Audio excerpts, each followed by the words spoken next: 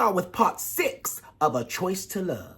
Now, where we left off at, Andre and Denham was inside Andre's car. Now, Denham had went in the house and got the mother medicine box and brung it out to Andre's car, and now they sitting in the car, and Denham is scared, and she wants to open it, and she decides to open it, and they both look in and can't believe their eyes. At the same time, over at Lachelle's house, she opened the door because someone was knocking, and she thought it was Big Kenny because he left his keys, and someone pushed her to the floor. Now, back at the car, Denham opened the box gently. Andre peeped over while his hand was still on the steering wheel, and he's looking in. Denham looked in. Denham looked surprised and confused at the same time. Lil Kenny replied, "Get the fuck out of here. It's pictures." Denham picked the pictures up while strolling through the pictures. Who is this?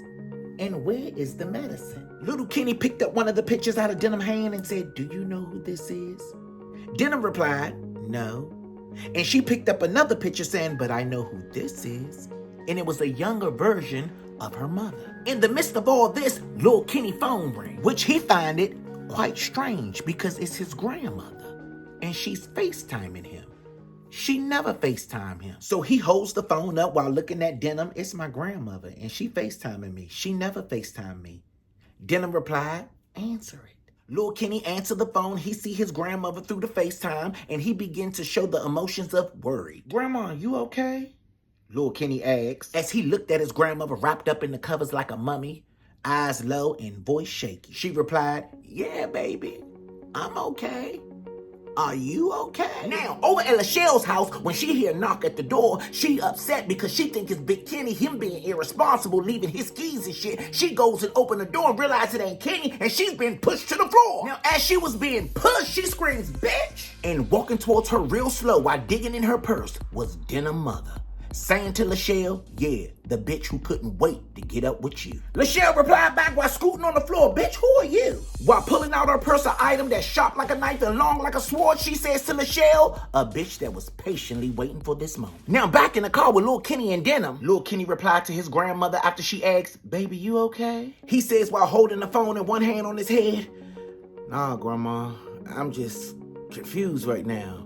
Cause I'm looking at some wild shit. I'm sorry, Grandma." Lil Kenny grandma said, "Well, what you looking at, baby?" As Lil Kenny turned the phone facing Denham, Denham smiles, "Hey, how you doing?" while holding the picture in her hand. Grandma Sabrina replies, "Hey, you a pretty young lady." Denham replies back, "Thank you so much, man." Grandma Sabrina squinting her eyes while moving close to the phone, and she asks Denham, "Who's that in that picture, baby?" Denham replied, "Oh, that's just a picture of my mother." Grandma Sabrina then replied, "Oh, she looks very familiar. She looks like the young lady that I met at the funeral, Miss Johnson, who helped me with my first insurance policy." Denham looked into the phone real confused and said, "Her name is Miss Johnson."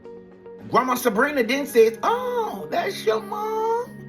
I was wondering where she went because the policy didn't go through and she just disappeared after she took all of my information." Lil Kenny like, "Hold on, what's your mother name?" Denham like, "Teresa Johnson." Now back at Lachelle's house, Lachelle is no longer scooting on the floor because now her back is up against the wall. Denham's mother, who we now know name is Teresa, is holding the item that's sharp like a knife and long like a sword towards Lachelle, standing over top of her like a knight on a horse. She begins to talk. "Thanks to your mother, I found you. I befriended her at the funeral. I used that moment to give her something to think about. We started talking about life insurance and how important it is to make sure our policies are upgraded. A couple of days later, she invited me to her house, and I showed up because I'm an insurance agent, and I had the paperwork in my hand. She filled out the paperwork, and she needed a emergency contact person. And what do you know? It happened to be you. Just who I was looking for. I couldn't find you in Maryland, so I didn't know where you was. But ain't mother so sweet? She led me right to you. So I got my job to relocate me. I still couldn't find you, but my daughter found your son. Oh, and when I seen his face, I couldn't stop smiling. Because just like you use your son as a pawn, I use my daughter as one too. Lachelle, with her back up against the wall, face frowning, shaking her head from left to right, like, bitch, what are you talking about? Now back in the car with Lil Kenny and Denham while he's still on the phone with Grandma Sabrina. Lil Kenny says, Johnson? Hold on, Grandma. What funeral was you at? Baby, that's when I went to pay my respect to Andre's funeral. So Lil Kenny started putting shit together. Then he picked up the picture. So your mother name is Johnson. Andre last name is Johnson. So this explains why there's pictures of Andre in this box. Because Andre is your mother's brother, which makes him your uncle. Denham is like, who's Andre? Lil Kenny is like, the dude who tried to shoot me that the police murdered. Denham is like, oh my God. So my mother moved us from Maryland to Pennsylvania to look for you and your family for revenge for her brother? Lil Kenny is like, you don't know him? Denham said, I never seen that man a day in my life. Lil Kenny said, Grandma, we're going to call you back. We're going to call you back. Grandma said, okay, baby, be safe. Let me know what's going on. Be safe. He said, okay, Grandma, bye. I love you. Boom. Call your mother. We got to find out where she at. And I got to get to my mother's house.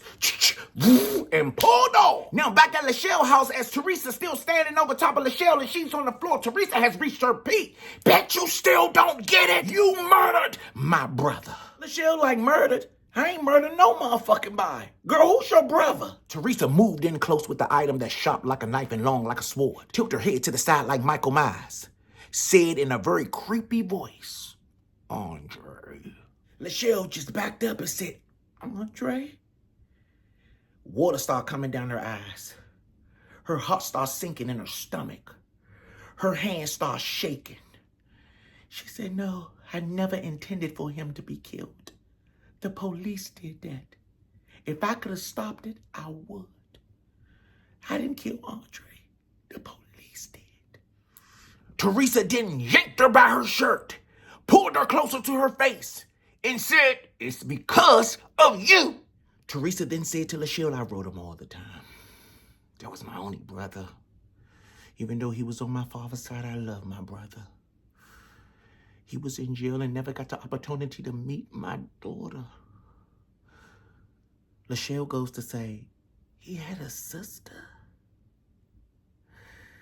He never told me about a sister. Teresa then yells, yes, a sister who loved him. And you took my only brother away from me. And you took my daughter's uncle away from her. And for that, I'm taking you away from everybody.